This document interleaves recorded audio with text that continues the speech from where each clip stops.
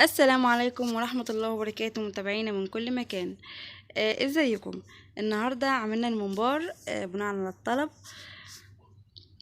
جميل جدا. عملت كمان جنبه كبدة شوحتها، طعمه روعة، مفيش اسهل من كده.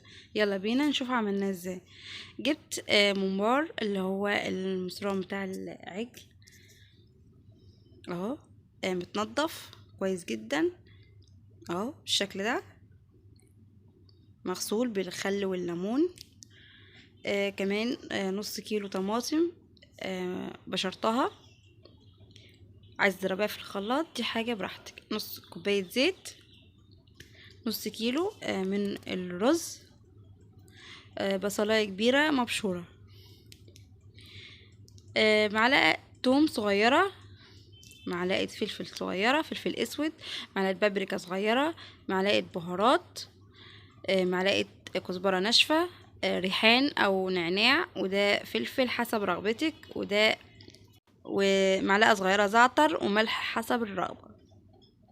يلا بينا نبدأ. هنضيف التوابل بتاعتي كلها على الطماطم بالشكل ده، هقلبها، هنزل بحاجة حاجة وهقلب. نسيت اقول لكم كمان الكزبرة والبقدونس والشبت خضرة.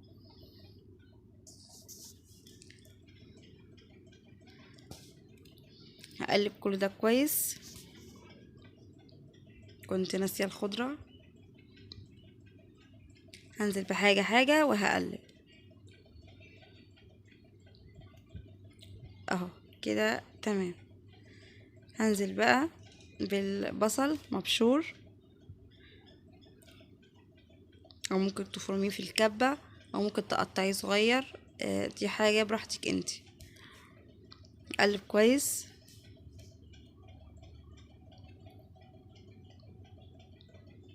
هنزل بالرز، اقلبه كويس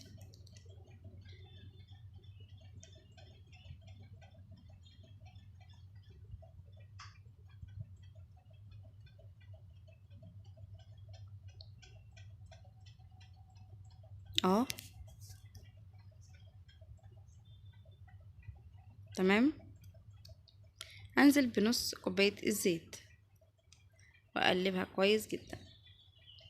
بكده الخلطة جاهزة معايا للحشو. هجيب بقى الممبار بتاعي، افتحه بالشكل ده اهو، صباع هنا اهو، مفيش اسهل من كده. صباعين كده تفتحي بيهم وتبدأي تحشي. ممكن كمان تقطعي رقبة ازازة تحشي بيها. هو الحشو بتاعه سهل جدا بسيط. هنحشي بس مش هنملى قوي، يعني بحيث ان هو يبقى فيه فراغ كده شوية علشان ما يفرقعش مننا اهو بالسهولة دي. كمل بقى من الناحية التانية. لو الممبار معاكي طويل ومش عارفة ان انت تخلصي الناحية كلها، اعملي من الناحية دي ومن الناحية دي اهي. بصوا ما مليتهوش قوي اهو بالشكل ده.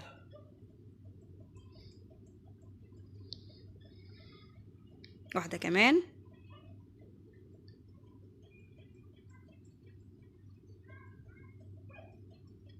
بالشكل ده اهو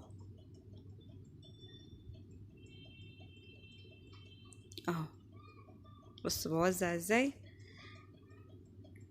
علشان ما يفرقعش مني وانا بسلقه كده تمام. هو سهل جدا وبسيط، مش هياخد معاكي وقت خالص اهو.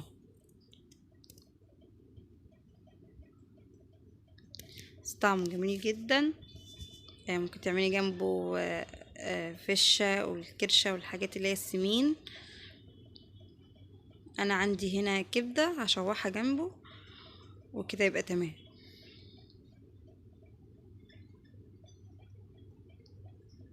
اهو بالشكل ده. خلص بقى كل الكمية بتاعتي وارجع لكم.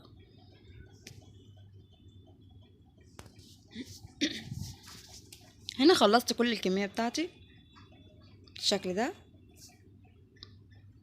اهو. لحد ما الرز خلص معايا، الخلطة بتاعتي خلصت. دول بقى معايا، هشيلهم في الفريزر لحين ما احتاجهم اعملهم. اجيب بقى حلة على النار، انزل فيها بطماطمايه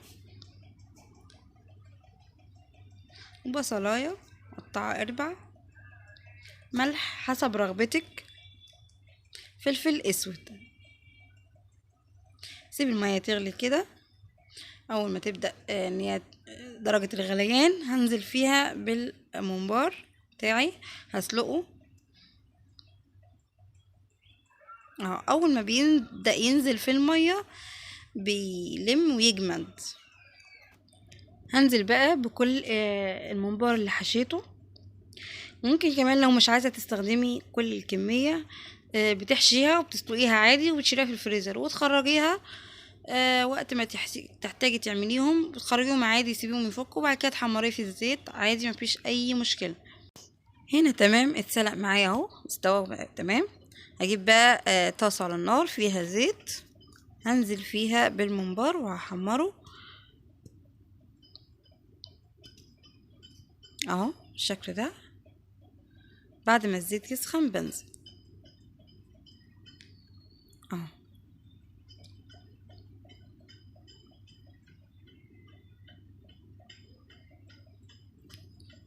كده تمام. بدأ يتحمر معايا، هقلبه اهو بالشكل ده. خرجته بقى بالمنظر الجامد ده، طعمه جميل جدا، روعة ما شاء الله.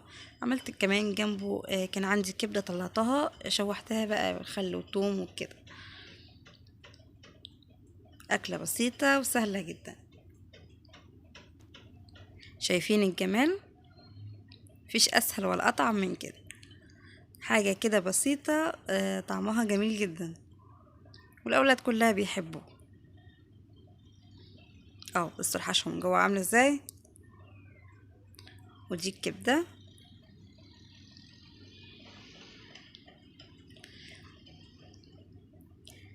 جميل جدا، سهل، روعة. بصوا لونه كده وشكله يفتح النفس.